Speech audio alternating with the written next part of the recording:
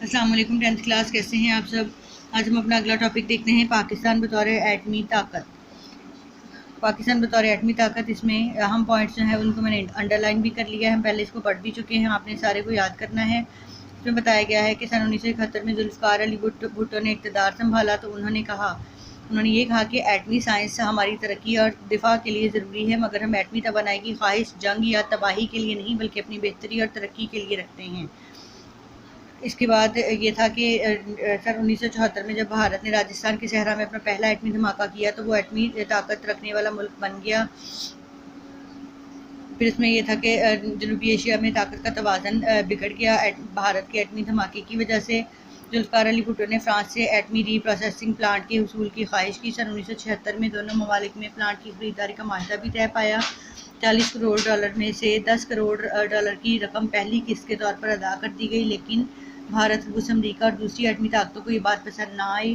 France پر دباؤ ڈالا گیا کہ وہ پاکستان کو پلانٹ مہیا نہ کرے اور فرانس نے یہ فراہمی روک دی۔ اس کے بعد جنرل محمد ضیاء الحق کے دور حکومت میں ڈاکٹر عبدالقدیر خان کی نگرانی میں پاکستان کا جوہری پروگرام جاری ہوا۔ سن 1984 میں انہوں نے اعلان کیا کہ پاکستان نے یورینیم کو افزودہ کرنے کی تکنیک میں مہارت حاصل کر لی ہے۔ اس اعلان کے ہوتے ہی پاکستان دشمن عناصر نے پاکستان کے جوہری پروگرام کے خلاف پروپیگنڈا مہم تیز کر دی، اور یہاں پہ پھر بتایا گیا ہے کہ کب پاکستان نے اپنا ایٹمی دھماکہ پہلا کیا، کس طرح سے کون سے کیسی سچویشنز کا سامنا رہا، اور سامنا کرنے کے بعد پھر اینڈ میں اللہ تعالیٰ کے فضل و کرم سے 28 مئی سن 1998 کو بلوچستان کے چاغی پہاڑ میں بھارت کے 5 دھماکوں کے مقابلے میں 7 دھماکے کیے گئے، اور پھر اللہ اکبر کا نعرہ گونجا۔ 28 مئی کو یوم تکبیر کا نام دیا گیا، اور ہر سال ہم یہ پورے جوش و خروش کے ساتھ وقار کے ساتھ ہم یہ دن مناتے ہیں۔